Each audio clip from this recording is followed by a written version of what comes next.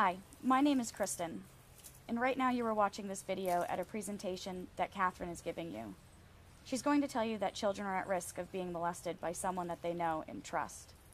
Those of you who have been molested know exactly what she's talking about. Those of you who are fortunate enough to not know what Catherine is talking about are probably sitting there in disbelief, thinking that this absolutely would never happen to your child or any of the children that you know. So Catherine asked me to tell you my personal story. I am from Maine, and I live in Maine. I grew up in a small town where everybody knew everybody. I came from a blue-collar, hard-working family. My parents were happily married, and I have one younger sister. My mom was a registered nurse, and my dad was in heating and plumbing. I was an honor roll student. We lived on a quiet, dead-end street where we were close friends with all of our neighbors. Barbecues, pool parties, and movie nights were regular events among all of us. When I was just 9 years old, my neighbor began to sexually molest me. He was what appeared to be a hard-working man, a close friend of my parents, a husband, a father of 3.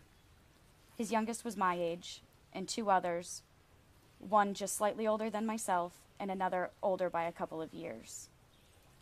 Things started off small. When he would see me, even with my parents in the very same room, he would scoop me up in what seemed a fun and playful hug. He would spin me around in his arms, all the while rubbing his hands in places they had no right being. It would all happen so fast, no one would even notice what was going on. I was shocked, and at the age of 9, didn't know how to address him or anyone else about what had just happened. There were nights our families got together to watch movies. He would again scoop me up and set me on his lap or next to him on the couch. He would put a blanket, a pillow, or even a stuffed animal over my lap so no one could see what he was going to do. The room would have 6 to 8 others present, yet he still managed to continue his inappropriate fondling. He held holiday parties for his kids, the neighborhood kids, and friends.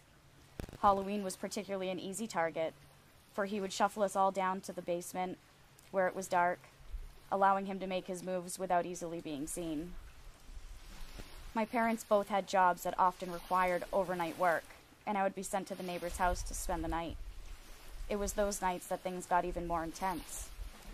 His wife, also a nurse, worked very early in the mornings. She would leave the house around 3 a.m.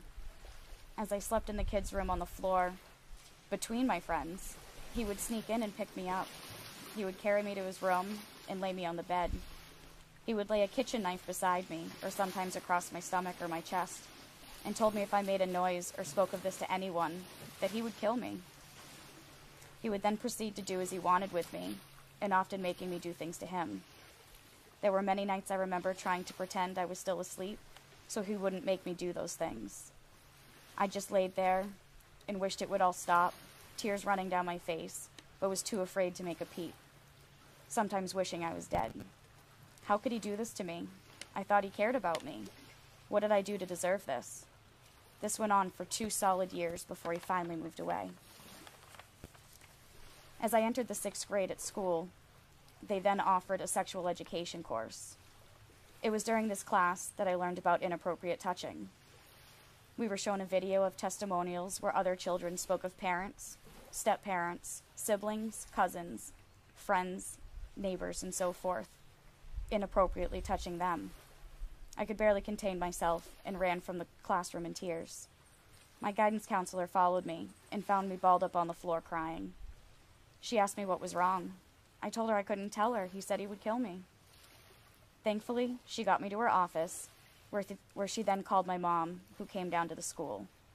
They told me and promised to keep me safe, and that they needed to know what happened. I was reassured that I was in a safe place.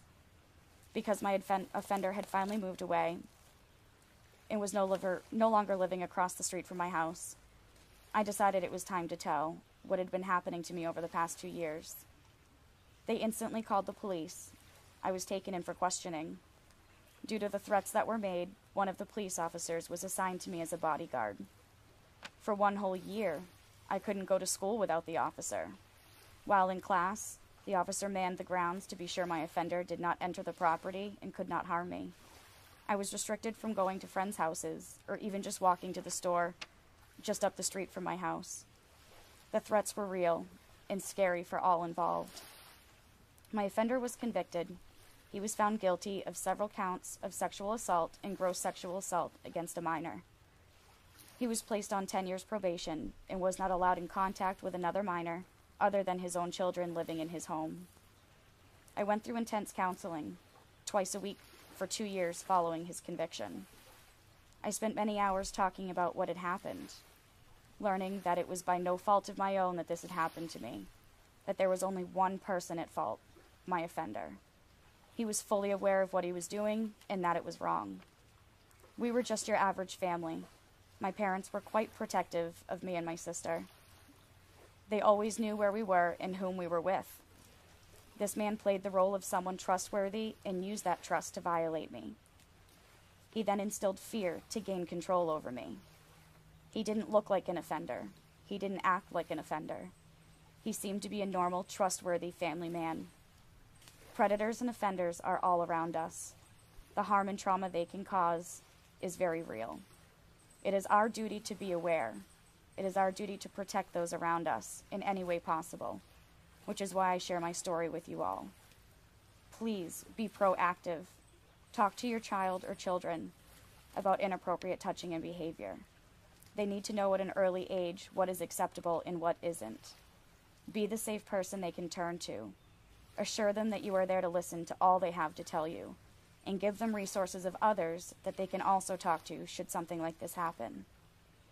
And as I sit here before you, I want to say that although I struggled over the years with the trauma this has caused me, with the help of a strong community, family, and friends, I have overcome. Healing takes time, but I refuse to let my offender continue to emotionally control me for the rest of my life. Although I am scarred, I look at those scars as warrior wounds, the pain I once endured, and how I have healed.